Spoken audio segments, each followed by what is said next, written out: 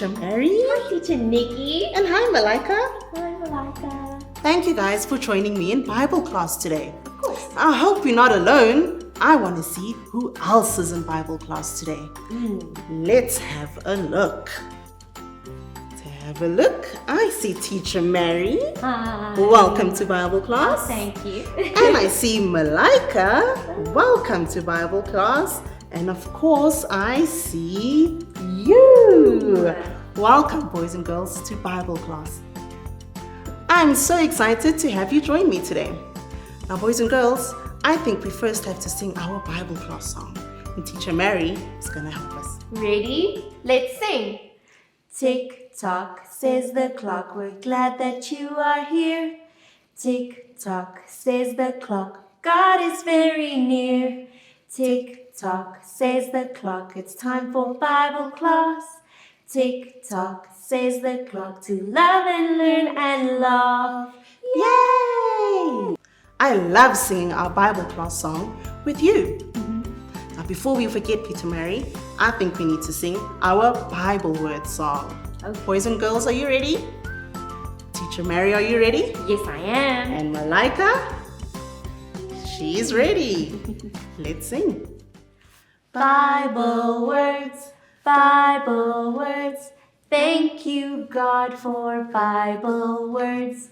It's the truth for all to read. Thank you, God, for Bible words. Yay! Well done, boys and girls. I love singing our Bible word song with you. Me Now, too. boys and girls, we are going to hear an amazing story from the Bible. And boys and girls, you need to make sure that you listen very carefully and keep quiet so that we can learn some amazing stories. Enjoy!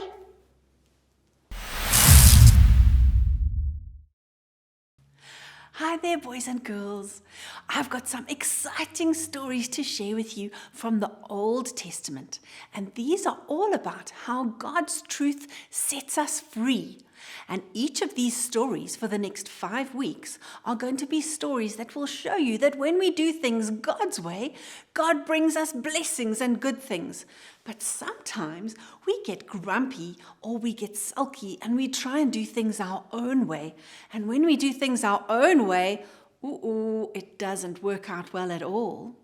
And the first person that I want to tell you about is Caleb. Now, Caleb is a very interesting person. Caleb was growing up in the land of Egypt when he was a young boy, and he grew up with horrible people that made his parents work hard like slaves. And when he became a young man, an exciting thing happened. They heard the news that Moses told Pharaoh to let the people go.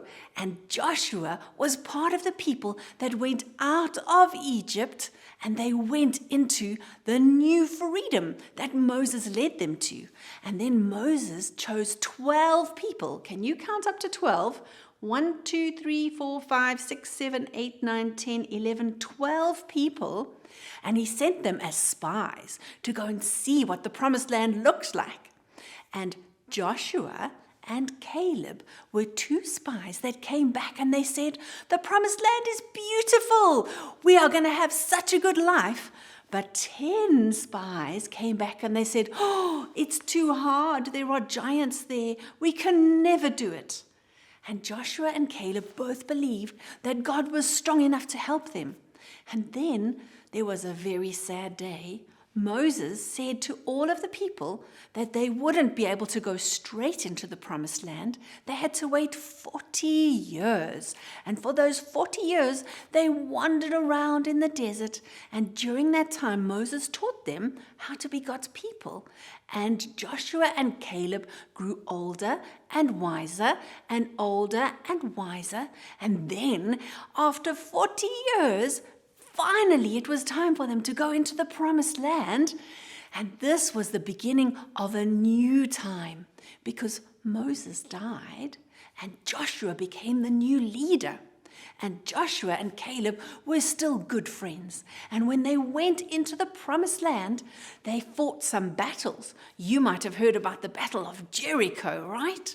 They went into the promised land and they had to fight to take new ground. And then one day, Caleb sat down with Joshua and he said to him, "When I was a spy for Moses promised me that I would be able to have the promised land that I had explored. And I saw the hill country, and I saw a beautiful town there. And I would like to have that land for my inheritance and for my family to live in." And Joshua said to Caleb, "You go and you can have that land." And so Joshua took some people with him to go and conquer the land. Now, Joshua and Caleb had grown up and become men and had their own families, and Caleb had a beautiful daughter that everybody thought she was such a lovely young lady. They all wanted to marry her. And then Caleb thought of a clever plan because he wanted her to marry somebody who was brave and strong. Just like Joshua and Caleb had been brave and strong, he wanted his daughter to marry somebody brave and strong too.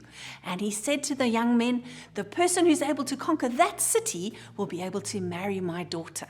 Well, there was a young man named Othniel, and he had a look at this and he thought, "You know what, with God's help, I can do this." And so he went and he very bravely conquered that city, and he got to marry Caleb's daughter. Isn't that a romantic story? And so Caleb was able to move into the promised land just like God had promised, and his daughter and his new son-in-law Othniel got to live there. And Othniel lived for quite a long time, and later on Othniel became one of the first judges. That's why you can read about him in the book of Judges, because he was one of the people who led the people of Israel while they were in the new promised land. And so we can learn that when you do things God's way, like Joshua and Caleb and Othniel, then God can bring you blessing. It brings you reward when we do things God's way. But when you don't, it can bring loss and disappointment.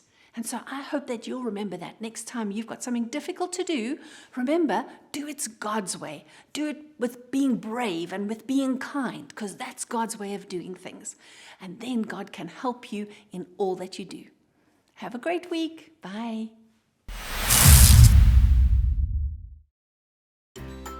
Welcome back, boys and girls. I hope you guys enjoyed today's story. I know I did. Teacher Mary, did you? I really did. And Malika? Yes. Yay. Now, boys and girls, we learned about a man named Caleb. Now, Caleb was one of the 12 spies that Moses sent out to explore the promised land. Caleb and Joshua were the only two that believed the promised land were good. And 10 other spies thought the land was bad. Caleb and Joshua had faith. Now, Teacher Mary, we have eggs over here. And these 12 eggs represent the 12 spies. Now, if you guys look closely, there's 2 different eggs here. And these 2 different eggs represent Caleb and Joshua.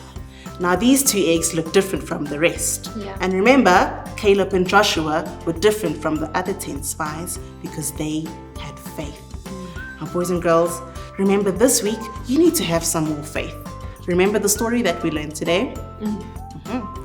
Until next time, boys and girls, bye.